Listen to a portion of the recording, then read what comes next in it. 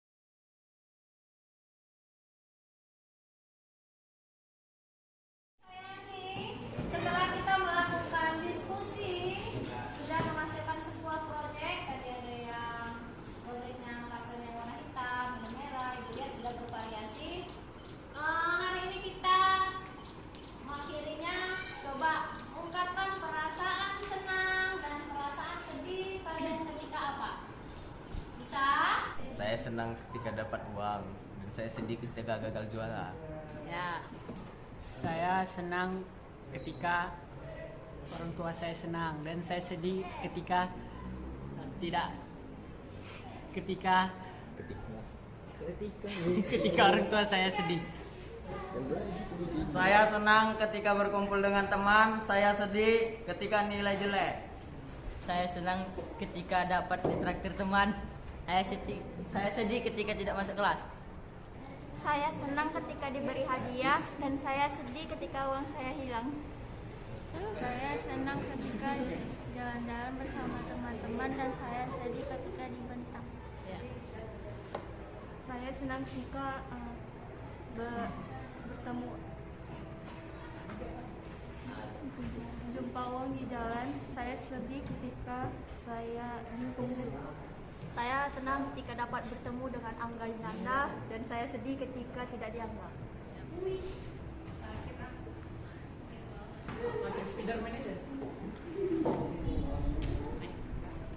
Saya senang ketika jalan-jalan, saya sedih ketika uang saya hilang. Saya senang ketika dikasih HP baru, saya sedih ketika makanan saya jatuh. Saya senang jika dapat uang kaget, saya sedih jika jatuh dari kereta.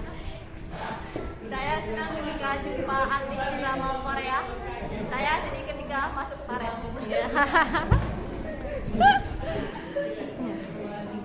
Ayo Bang. Saya senang jika berkumpul dengan teman-teman. Saya sedih jika lihat orang tua berantem. Saya senang ketika dikasih laptop ROG. Saya sedih ketika dicebur paret. Cebur paret ya anak. Saya senang ketika liburan sama teman-teman. Saya sedih ketika jatuh dari sepeda. Saya senang ketika saya nyari uang pakai usaha saya sendiri. Dan saya sedih ketika saya nginjek teh ayam.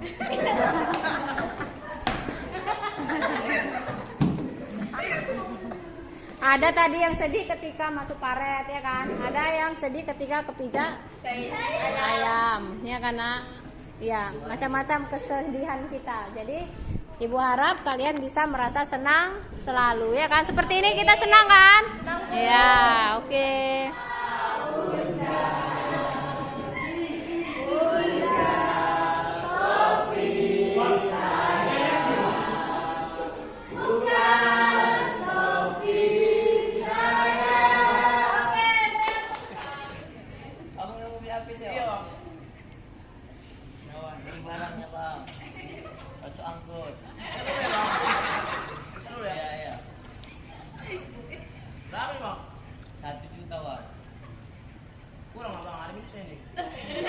Cuma ini turun tak sebentar. Bolok ini maksudnya. Ini bang, sekali. Jadi berapa? 48. Dan 100. Nek sikit lah bang. 2000 entah berapa. 9.000. Maaf. Mari nyawa minyak. Ya, sudah masuk bang. Sudah, deal. Ya.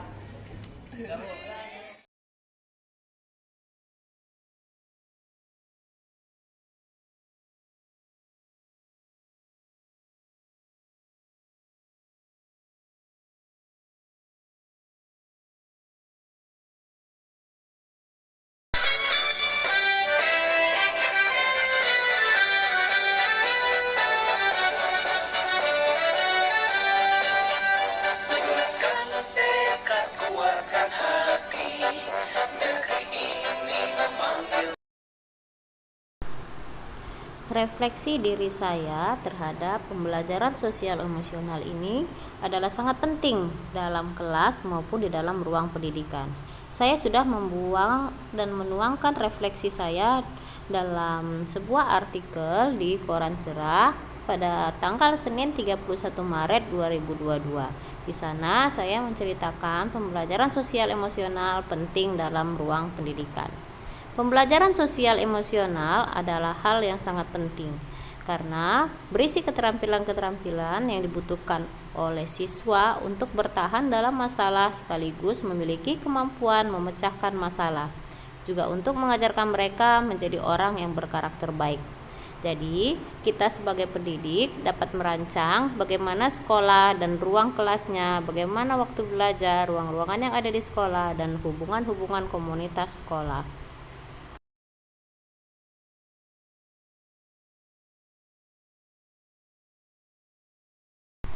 Pembelajaran sosial emosional ini sangat bagus sekali karena akan menumbuhkan murid yang memiliki tingkat kecerdasan emosional yang lebih baik dan cenderung dapat menjadi lebih terampil dalam menenangkan dirinya dengan cepat, lebih terampil dalam memusatkan perhatian, dan lebih baik dalam berhubungan dengan orang lain serta cakap dalam memahami orang.